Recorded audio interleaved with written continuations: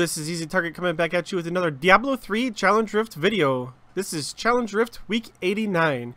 As you can see on screen, we have a monk.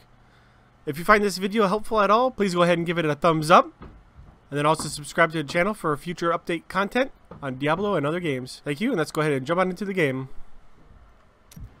Alright, starting off that we got Blinding Flash, Sweeping Wind, Mystic Ally, Mantra of Healing, Crippling Wave, Cyclone Strike, and then moving on over to the passives, we have Exalted Soul, Determination, Relentless Assault, and Near-Death Experience. And then moving on over to the gear, looks like we have another LON set, the Legacy of Nightmare build, with a whole bunch of different ancient pieces. Every ancient piece that you have in the set amplifies your damage, so you want to make sure all of them are ancient pieces, so you're doing a maximum amount of damage. And it also does damage reduction for each piece of ancient that you got. And of course, he has both of the rings ancient. That's the hardest part about this build, is getting those rings ancient and decent. Now let's go ahead and see how I'm going to run the build. Alright, so starting off with this, your first three abilities are basically going to be for spirit regeneration, so you stay above the 90% or 94% that is on your chest piece, so you get damage reduction. But I don't say that's too important. I think just having spirit for being able to attack things is the main thing, because every time that you do your Cyclone Strike, that's just going to go ahead and pull everything in, do a lot of damage to them, and then you can go ahead and use your Crippling Wave to finish them off and do some extra damage on them.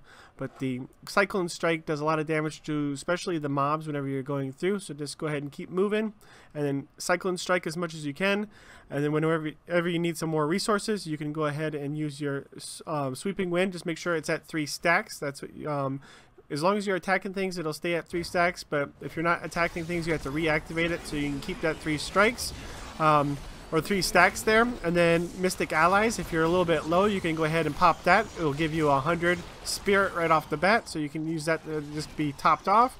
And then your Blinding Flash, if you flash some enemies, it'll give you a little bit of spirit regeneration. But other than that, those are your abilities. And let's go ahead and jump on into the rift and see how we can do. Alright, starting this rift off, it's a pretty simple rift. You just basically got to run through, go and you kill up some of the trash. Just make sure the Sweeping Wind is activated at the beginning, and just keep those 3 stacks up so you get that spirit regeneration. Just keep going through there, use your Cyclone Strikes on all the enemies, and then go ahead and use your Cyclone Strikes on the elites as well, and then go ahead and use your Crippling Wave just to go ahead and do some more focus damage on the elite. Watch out for the explosions and stuff, because they will hurt, so you can die off of that, but you can take a couple of hits and then you'll just get low. Use your potion or whatnot, pick up some of the globes, and you should be good to go. Just keep pushing through again, using the Cyclone Strike, and like I said, you should be pretty good. As long as you're keeping those stacks up, you shouldn't have a problem with your spirit unless you're just spamming it. Don't forget about your Blinding Flash. It will give you a little bit more resources if you blind enemies, and you also take less damage. So if you're in a big group, go ahead and pop that, and then things will start missing you or be blinded, so they're not attacking you.